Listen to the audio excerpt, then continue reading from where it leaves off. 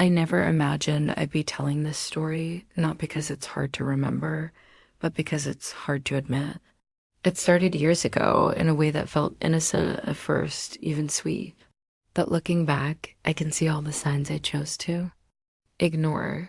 The long glances, the quiet tension in the room, the unspoken words that hung between us like heavy fog. He was just a teenager back then, young, unsure, still figuring out who he was. And I was the adult, the one who should have known better. But things rarely happen the way they should, especially when emotions start to blur the lines of right and wrong. His name was Jake. He was my husband's son from a previous relationship. At first, he was just the quiet kid who showed up on weekends, sat at the dinner table without saying much, and barely looked me in the eye.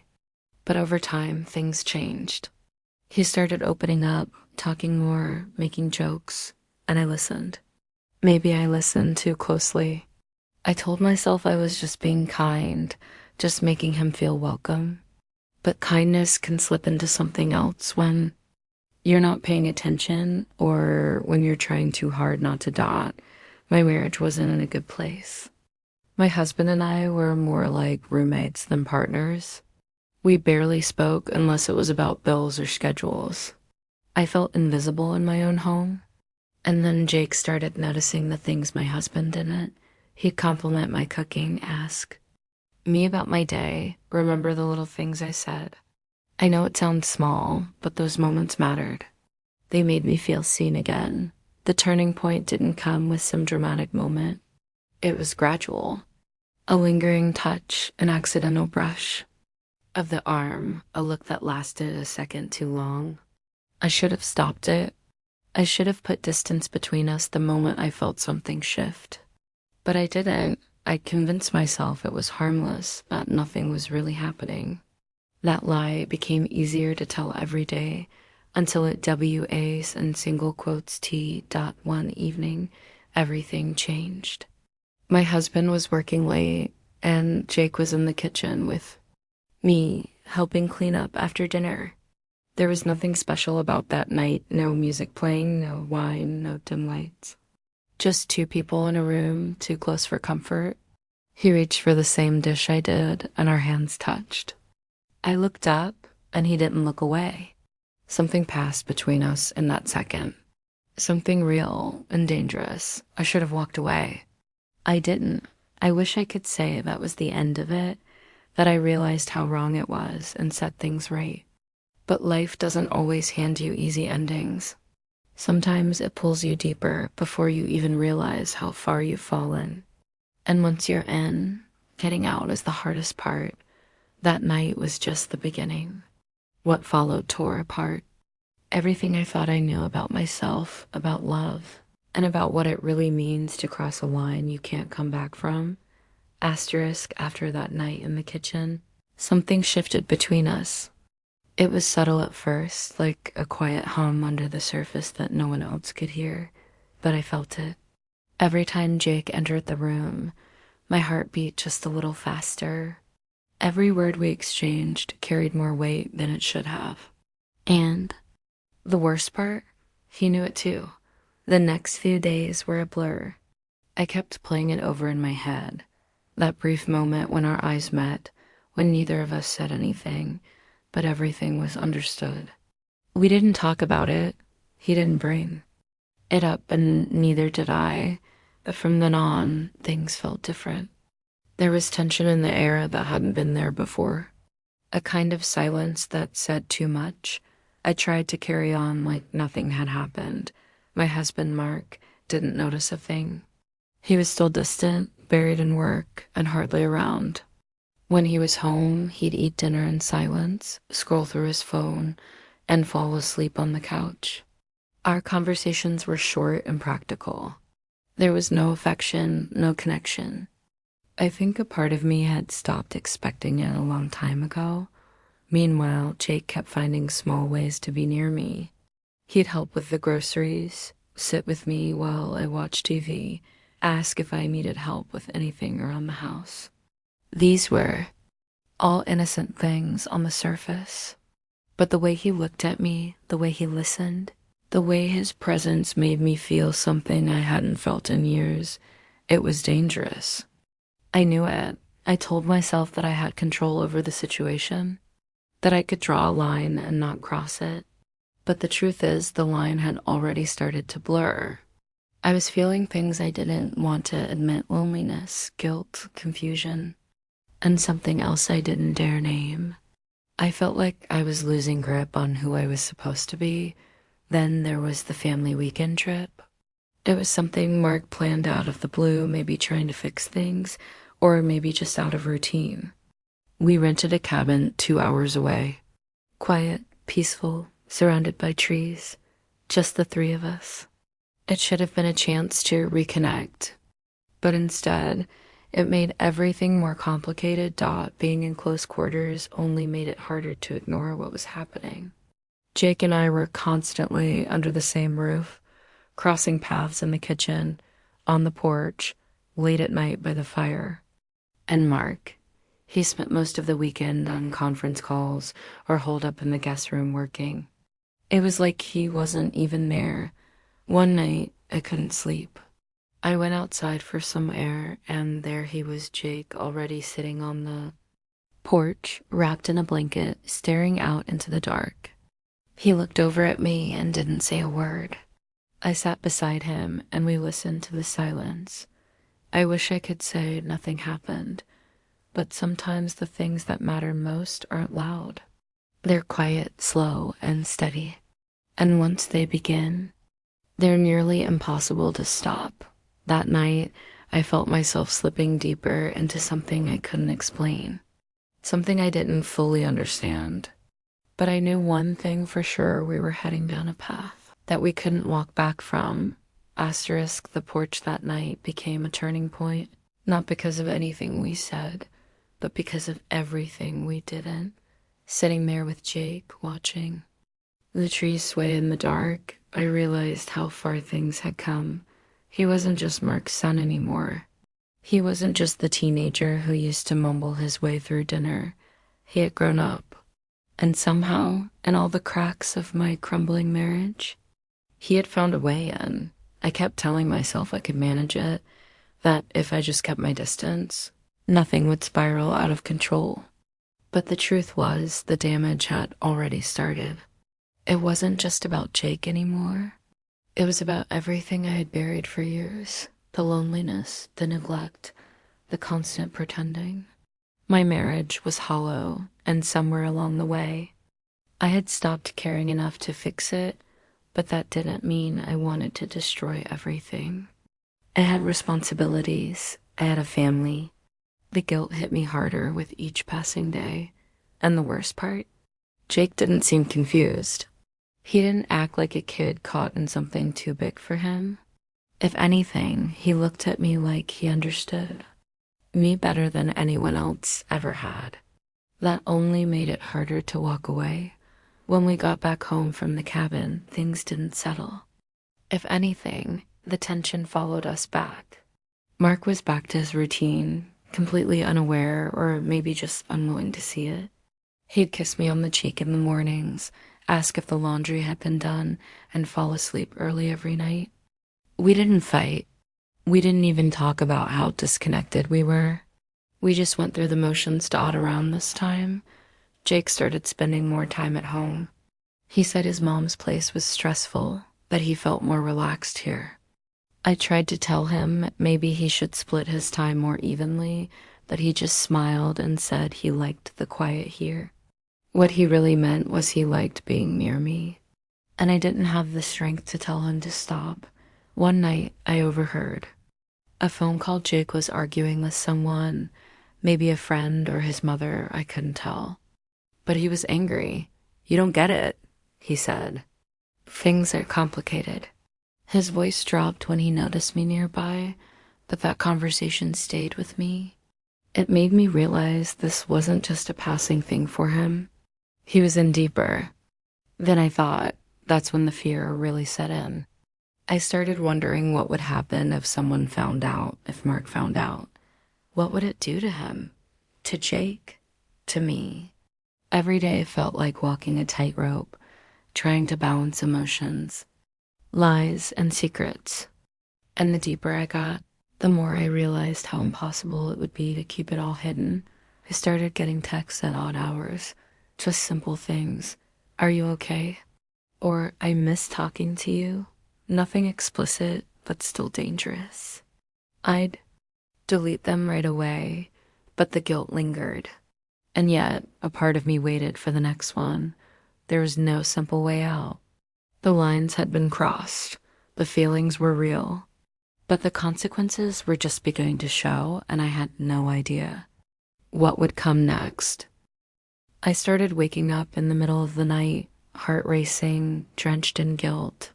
Some nights I'd lie there in the dark, listening to Mark's soft breathing beside me, wondering how he could be so unaware of the storm building just a few feet away. I kept telling myself I had control, that if I just backed off a little, things would settle. But I was lying to him, to Jake, and worst of all, to myself. Jake had started acting differently, quieter around Mark, more protective when we were alone. There was a new edge in his voice, a hint of frustration when I tried to create distance. He didn't say it out loud, but I could feel it. He didn't want to be some hidden mistake. He wanted more, and that scared me more than anything else. This wasn't just about a moment of weakness anymore. This was turning into something bigger. Then came the dinner. Mark had invited some friends over, just a casual evening with food and laughter.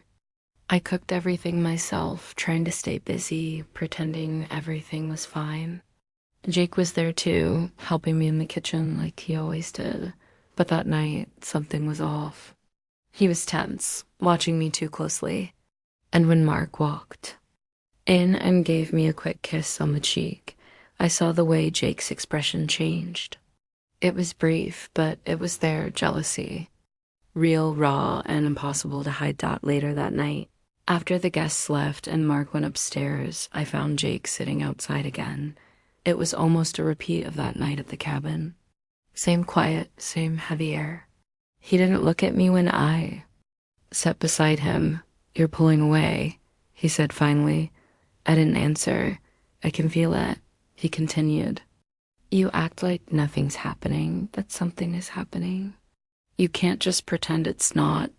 I wanted to tell him he was wrong, that he was reading too much into everything. But I couldn't, because deep down I knew he wasn't wrong. He had every reason to feel what he was feeling. And I had every reason to be afraid of what would come next. I stood up and told him it was late. I didn't look back. The next morning, everything felt different. Jake didn't come down for breakfast. Mark asked if he was okay, and I shrugged, pretending I didn't know. But inside, I was on edge. I checked my phone constantly, half expecting another message from him, half dreading it. When it finally came, it wasn't what I expected. Just 2 words. I told him. My hands went cold. I stared at the screen, trying to make sense of it. Who told what? My heart pounded so loudly I could barely think. I rushed upstairs, panic rising with every step, trying to stay calm as 1,000 thoughts raced through my head. Was it Mark? Had Jake really said something? And if he did, what exactly did he say? Everything I had been trying to bury was about to come to the surface, and I wasn't ready. Asterisk, I ran to Jake's room, barely able to breathe. The door was slightly open, but the room was empty. No backpack, no shoes by the door. He was gone. I called his name down the hall, checked the backyard, even ran out to the driveway. Nothing. My chest felt tight, like the air had been sucked out of the world. That text, I told him, was spinning around in my head like a siren. Whom did he mean, and why now? I rushed back inside and found Mark sitting at the kitchen table, sipping coffee, scrolling through his phone like it was any other morning. I stared at him, waiting for a sign, a shift in his eyes, a sudden question. Anything. But he looked up and smiled slightly, like nothing had changed. For a moment, I convinced myself it was all in my head. Maybe Jake was bluffing. Maybe he just wanted to scare me into talking. But then Mark said Jake left early, said he needed space. I froze. Something happened between you two? He asked, raising an eyebrow. I opened my mouth, but nothing came out. Just a dry whisper of breath. Before I could speak, he went back to looking at his phone, casually sipping his coffee. But something about the way he said it, too calm, too measured. Like he already knew something and was waiting for me to slip up. The silence between us grew heavier. I tried to keep moving, washed a dish that didn't need cleaning, stared out the window.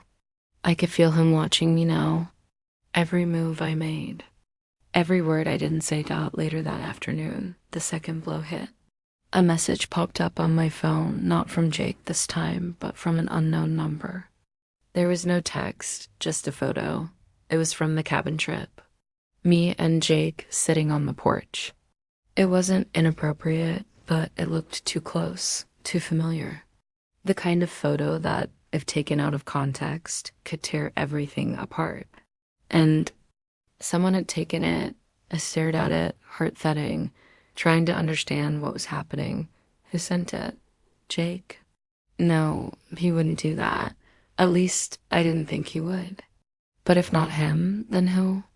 I scrolled up to see if there were other messages. There weren't.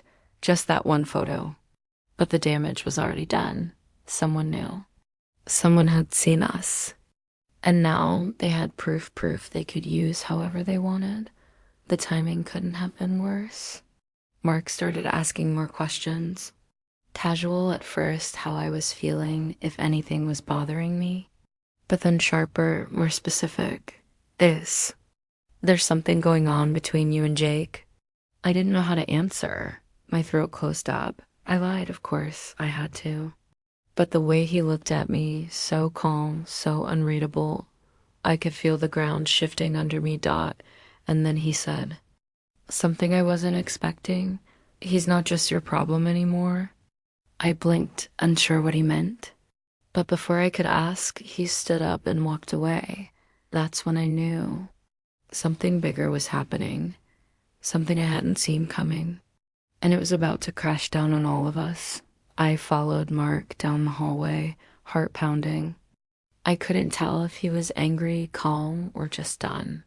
His words kept echoing, he's not just your problem anymore.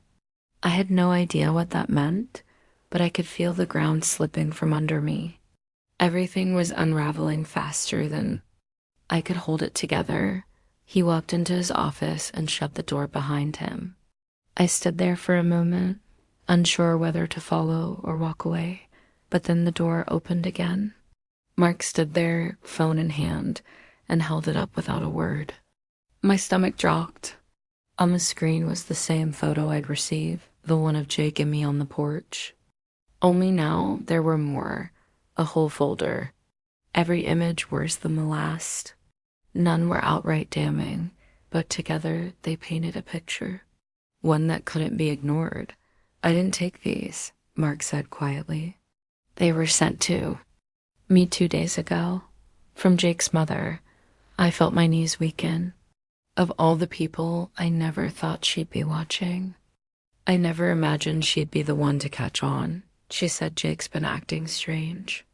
Said she looked through his phone while he was asleep, found messages, photos, even a voice memo of you. Talking to him, saying things that don't sound. Right between a woman and her stepson, my breath caught. I didn't remember recording anything. But in a moment of carelessness, maybe I had. A voice memo left open or a call recorded. It didn't matter now. Mark looked me straight in the eyes. I didn't want to believe it, but I had to hear it for myself. I expected him to yell, to demand answers. But he didn't. He just sat down, folded his hands, and stared at me like a stranger. I'm not going to scream, he said. I'm not even going to ask why. I just want you out by the weekend. It was over. Everything I had tried to hide, deny, and control had come crashing down in a single moment. The marriage, the trust, even Jake gone. But as I walked out of that room, trying to breathe through the weight in my chest, one last message buzzed on my phone. This time, it was from Jake. You weren't the only one he was watching. And just like that, I realized I hadn't been the only secret in this house. Asterisk. I stood there staring at Jake's message, feeling a chill that had nothing to do with the weather. You weren't the only one he was watching. What did that even mean? At first, I thought he was just lashing out, but something about it felt heavier. Like a warning. That night, I didn't sleep. I went through everything again, every word, every glance, every moment I brushed off without thinking. Mark had been distant for years, yes. But what if that distance hadn't just been about work or disinterest? What if he'd been watching, listening, waiting? Suddenly, the way he reacted, so calm, so controlled, it all made more sense. He hadn't just been blindsided. He'd been expecting this. The next morning, I packed quietly. Mark didn't say anything else. He left early, didn't even look at me. I didn't see Jake again either. He hadn't come home. And part of me knew it was better that way. Too much damage had already been done. There was no fixing what had happened, not between me and Mark, not between me and Jake. Some lines, once crossed, can't be undone. I stayed with a friend for a while after that, trying to process everything. It was hard. The guilt, the shame, the silence. But in all of that, I had to face something I'd been avoiding for a long time. The version of me that let things go too far. The version that ignored red flags. That searched for connection in the wrong places because I was too afraid to admit how broken things already were. Weeks passed before I heard from Jake again. Just a short message. I'm figuring things out. I hope you are too. I didn't reply. There was nothing left to say. Eventually, I filed for separation. Not because of one mistake, but because it had been ending for a long time. That one moment just forced the truth out into the open. Looking back, I don't blame anyone else anymore. Life doesn't unravel because of one choice. It happens in layers. In quiet days where we don't speak. In lonely nights where we stop trying. And sometimes it takes everything falling apart to realize we were already lost. If there's one thing I've learned from all of this, it's that silence is never harmless. And the things we keep buried eventually find a way to surface. Sometimes through mistakes, sometimes through truth, but always when we least expect it. Asterisk.